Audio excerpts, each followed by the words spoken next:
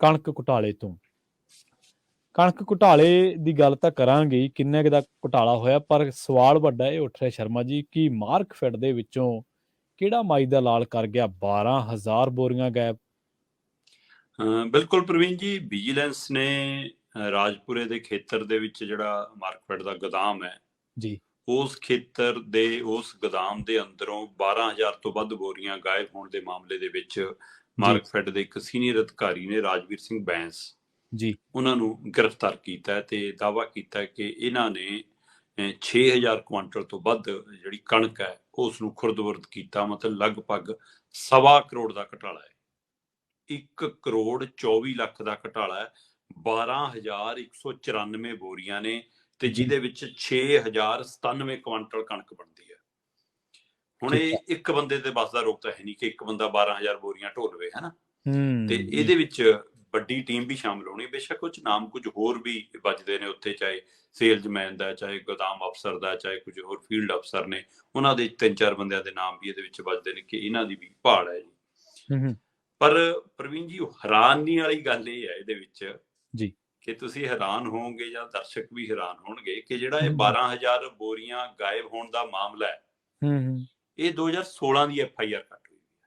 ਓ ਅੱਛਾ ਜੀ, ਸਾਲ 2016 ਦੀ FIR ਤੇ ਕਾਰਵਾਈ ਹੁਣ ਹੋ ਰਹੀ ਹੈ।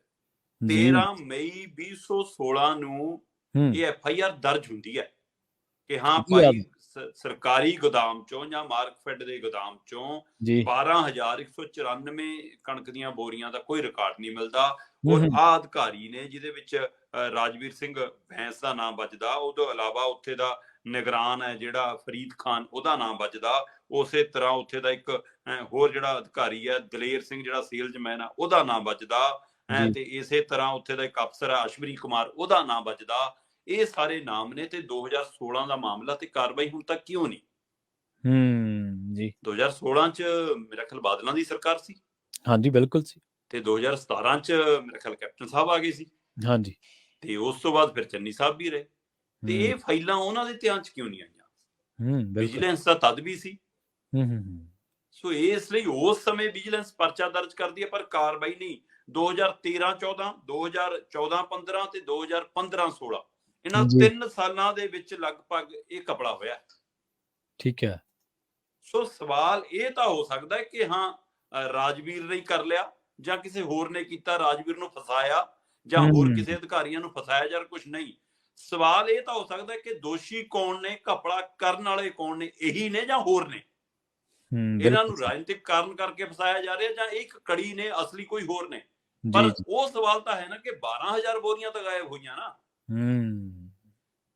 ਉਹਦੇ ਲਈ ਮਤਲਬ ਕਿ ਹੁਣ ਸਵਾਲ ਇਹ ਵੀ ਹੈ ਕਿ ਜੇਕਰ ਬਾਦਲਾਂ ਦੇ ਰਾਜ ਹੋਇਆ ਤੇ ਪਰਚਾ ਤਾਂ ਘੱਟ ਹੋ ਗਿਆ, ਕੀ ਉਹ ਦਬਾਅ ਕਾਰਨ ਹੋਇਆ, ਰੌਲਾ ਪੈਣ ਕਾਰਨ ਹੋਇਆ, ਰਿਕਾਰਡ ਜਨਤਕ ਹੋਣ ਕਾਰਨ ਹੋਇਆ, ਪਰ ਪਰਚੇ ਤੋਂ ਅੱਗੇ ਕਾਰਵਾਈ ਕਿਉਂ ਨਹੀਂ ਪਈ? ਇਹ ਫਿਰ ਬਾਦਲ ਸਰਕਾਰ ਤੇ ਵੀ ਸਵਾਲੀਆ ਚਿੰਨ੍ਹ ਲੱਗਦਾ। ਉਹ ਤੋਂ ਬਾਅਦ ਜਿਹੜੇ ਅਸਲੀ ਰਾਖੇ ਆਏ, ਭਾਰਤ ਭੂਸ਼ਣ ਆਸ਼ੂ ਜੀ ਵਰਗੇ, ਹੈ ਨਾ, ਮਨਪ੍ਰੀਤ ਬਾਦਲ ਵਰਗੇ, ਉਹਨਾਂ ਦੇ ਇਨਕਲਾਬੀਆਂ ਦੇ ਰਾਜ ਦੇ ਵਿੱਚ ਵੀ FIR ਅੱਗੇ ਨਹੀਂ ਤੁਰੀ। ਸੋ ਫਿਰ ਕੈਪਟਨ ਸਰਕਾਰ ਵੀ ਜਵਾਬਦੇਹ ਆ ਕਿ ਭਾਈ ਤੁਹਾਡੇ ਰਾਜ ਦੇ ਵਿੱਚ ਜਿਹੜੇ ਪੁਰਾਣੇ ਘਪਲਿਆਂ ਦੀ ਪਰਚਾ ਦਰਜ ਸੀ, ਤੁਸੀਂ ਤਾਂ ਕਹਿੰਦੇ ਸੀ ਕਿ ਆਉਂਦੇ ਹੀ ਟੰਗੜੇ ਨੇ ਮਾਫੀਆ ਰਾਜ ਦੇ ਸਮੇਂ ਵਾਲੇ। ਫਿਰ ਜੇ ਬਾਦਲਾਂ ਦੇ ਰਾਜ ਸੀ ਫਿਰ ਤੁਸੀਂ ਕਾਰਵਾਈ ਕਿਉਂ ਨਹੀਂ ਕੀਤੀ? ਉਹ ਅੱਗੇ ਕਿਉਂ ਨਹੀਂ ਤੁਰਿਆ ਮਾਮਲਾ? ਸੋ ਹੁਣ ਆ ਕੇ 2022 ਦੇ ਵਿੱਚ ਦਸੰਬਰ ਮਹੀਨੇ ਦੇ ਵਿੱਚ ਇਸ 12,194 ਬੋਰੀਆਂ ਗਾਇਬ ਹੋਣ ਦੇ ਮਾਮਲੇ 'ਚ ਗ੍ਰਿਫਤਾਰੀ ਹੁੰਦੀ ਹੈ ਪਹਿਲੀ ਜੀ। ਤੇ ਇੱਥੋਂ ਅੰਦਾਜ਼ਾ ਲਾ ਲਓ ਕਿ ਸਿਸਟਮ ਕਿੰਨਾ ਗਰਕਿਆ। ਤੇ ਇਸ ਲਈ ਇਹ 2013-14 ਤੇ 2014-15, 2015-16 ਦੇ ਦਰਮਿਆਨ 6,097 ਕੁਆਂਟਲ ਕਣਕ ਦਾ ਜਿਹੜਾ ਮਾਮਲਾ ਹੈ, ਲਗਭਗ ਮੋਟਾ ਅੰਦਾਜ਼ਾ ਅਜੇ ਪ੍ਰਵੀਨ ਜੀ ਕਿ 1 ਕਰੋੜ 24 ਲੱਖ, ਲਗਭਗ 1.25 ਕਰੋੜ ਦਾ ਇੱਕ ਘਪਲਾ।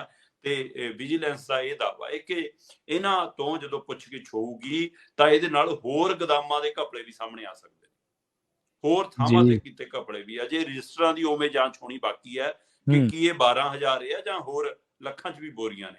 ਸੋ ਇਸ ਲਈ ਇਹ ਪੰਜਾਬ 'ਚ ਅਸੀਂ ਆਮ ਦੇਖਿਆ ਕਿ ਮੀਂਹ ਪੈ ਰਿਹਾ ਹੁੰਦਾ ਤੇ ਲੋਕ ਆਪਣੇ ਘਰਾਂ ਦੇ ਉੱਤੇ, ਆਪਣੇ ਡੰਗਰ ਪਸ਼ੂ ਵਾਲੇ ਬਾੜੇ ਦੇ ਉੱਤੇ ਤਰਪਾਲ ਪਾ ਰਹੇ ਹੁੰਦੇ ਤੇ ਗੋਦਾਮਾਂ 'ਚ ਤਰਪਾਲ ਲਾਈ ਜਾ ਰਹੀ ਹੁੰਦੀ ਹੈ। ਹਾਂਜੀ, ਤੇ ਭਿੱਜਣ ਦਿਓ। ਹੋਰ ਛੱਡੋ, ਇਹ ਤਸਵੀਰਾਂ ਵੀ ਸਮੇਂ-ਸਮੇਂ ਸਾਹਮਣੇ ਆਉਂਦੀ ਰਹੀ ਹੈ ਕਿ ਪੈਪ ਲਾ ਕੇ ਪਾਣੀ ਦਿੰਦੇ ਰਹੇ ਨੇ ਇਹਨਾਂ ਖੁੱਲੇ ਪਏ ਅਨਾਜ ਨੂੰ। ਉਹ ਤਸਵੀਰਾਂ ਵੀ ਸਾਹਮਣੇ। ਤੇ ਉਹਦਾ ਕੀ ਮਾਇਨਾ ਅੱਛਾ ਫਿਰ ਬੋਰੀਆਂ ਚ ਮਤਲਬ ਗਲੀਆਂ ਹੋ ਜਾਣੀਆਂ, ਮੋਰੀਆਂ ਹੋ ਜਾਣਗੀਆਂ, ਚੂਹੇ ਖਾ ਗਏ ਜੀ, ਚਿੜੀਆਂ ਚੁੱਗ ਗਈਆਂ ਜੀ, ਹੈ ਨਾ। ਸੋ ਇਸ ਲਈ ਉਹ ਖੁਰਦ-ਬੁਰਦ ਕੀ ਉਸ ਤਰ੍ਹਾਂ ਹੁੰਦਾ ਸੀਗਾ।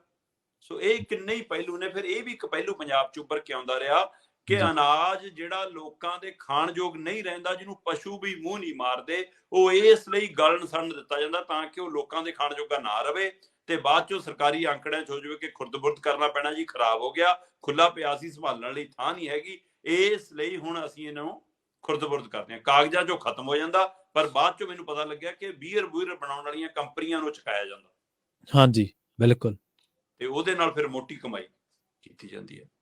ਸੋ ਇਸ ਲਈ ਇਹ ਸਰਕਾਰੀ ਗੋਦਾਮਾਂ ਦੇ ਵਿੱਚ ਜਿਹੜੇ ਤੈਨਾਤ ਕੀਤੇ ਚੌਕੀਦਾਰ ਨੇ, ਕਿ ਉਹ ਆਪਣੇ ਆਪ ਚ ਇੰਨਾ ਦਮ ਰੱਖਦੇ ਨੇ ਕਿ ਉਹ ਇੰਨਾ ਮਾਲ ਇਕੱਲੇ ਹੀ ਖਪਾ ਲੈਂਦੇ ਨੇ, ਜਾਂ ਰਾਜਨੀਤਿਕ ਸ਼ਹਿ ਨਾਲ ਇਹ 12,194 ਬੋਰੀਆਂ ਚੋਂ ਇਹਨਾਂ ਦੇ ਹਿੱਸੇ ਕਿਤੇ 194 ਆਈਆਂ ਹੁਣ, 12,000 ਵੱਡੇ ਪਹੁੰਚ ਵਾਲੇ ਅਧਿਕਾਰੀਆਂ ਨੇ ਜਾਂ ਵੱਡੇ ਰਾਜਨੀਤਿਕ ਪਹੁੰਚ ਵਾਲਿਆਂ ਨੇ ਤਾਂ ਨਹੀਂ ਖਾਧੀਆਂ? ਇਹ ਵੀ ਸਵਾਲ ਹੈ। ਸੋ ਸਰਕਾਰ ਬਦਲਣ ਨਾਲ ਬੋਰੀਆਂ ਦੀ ਤਬਦੀਲੀ ਵਾਲੀ ਥਾਂ ਤਾਂ ਨਹੀਂ ਬਦਲੀ ਕਿ ਅੱਛਾ ਬਾਦਲਾਂ ਦੇ ਲਾਣਿਆਂ ਚੋਂ ਚੱਕ ਕੇ ਕੈਪਟਨ ਵਾਲੇ ਲਾਣਿਆਂ ਚ ਰੱਖ ਦੋ। ਇਹ ਵੀ ਜਾਂਚ ਦਾ ਵਿਸ਼ਾ। ਸੋ ਉਹ FIR ਦੇ ਉੱਤੇ ਕਾਰਵਾਈ ਕਿਉਂ ਨਹੀਂ, ਇਹ ਇੱਕ ਵੱਡਾ ਸਵਾਲ ਖੜਾ। ਇਸ ਲਈ ਇਸ ਪਹਿਲੂ ਨੂੰ ਲੈ ਕੇ ਆਉਣ ਵਾਲੇ ਦਿਨਾਂ ਦੇ ਵਿੱਚ ਮਾਮਲਾ ਭੱਕ ਵੀ ਸਕਦਾ। ਔਰ ਮਾਰਕਫੈਡ ਨੂੰ ਕੱਲ ਦੀ ਹੱਥਾਂ ਪੈਰਾਂ ਦੀ ਪਈ ਹੈ, ਉਹ ਬਾਕੀ ਥਾਵਾਂ ਦੇ ਉੱਤੇ ਵੀ ਰਿਕਾਰਡ ਚੈੱਕ ਕਰਾ ਰਹੇ ਨੇ ਕਿ ਪਿਛਲੇ ਮਾਮਲੇ ਦੁਰਸਤ ਕਰ ਲਓ, ਕਿਤੇ ਗੜਬੜ ਫੜੀ ਗਈ। ਸੋ ਹੁਣ ਵਿਜੀਲੈਂਸ ਉਸ ਹੱਦ ਤੱਕ ਵੀ ਜਾਣਾ ਚਾਹੁੰਦੀ ਹੈ। ਕਹਿੰਦੇ ਕਿ ਉਹਨਾਂ ਨੇ ਦਾਅਵਾ ਕੀਤਾ ਕਿ ਸਾਨੂੰ ਸਰਕਾਰ ਨੇ ਖੁੱਲੇ ਹੱਥ ਦਿੱਤੇ ਨੇ, ਮਾਨ ਸਰਕਾਰ ਨੇ, ਕਿ ਤੁਸੀਂ ਬਖਸ਼ਣਾ ਨਹੀਂਗਾ ਕੋਈ। ਹੁਣ ਇਹ ਕੀ 12,000 ਤੱਕ ਹੀ ਰਹਿੰਦਾ, ਜਾਂ ਇਹ ਲੱਖਾਂ ਤੱਕ ਬੋਰੀਆਂ ਦਾ ਮਾਮਲਾ ਜਾਂਦਾ, ਕੀ ਇਹ 1.25 ਕਰੋੜ ਤੱਕ ਹੀ ਰਹਿੰਦਾ, ਜਾਂ ਕਰੋੜਾਂ ਤੱਕ ਦਾ ਮਾਮਲਾ ਜਾਂਦਾ, ਇਸ ਪਰ ਨਜ਼ਰ ਰਹੇਗੀ।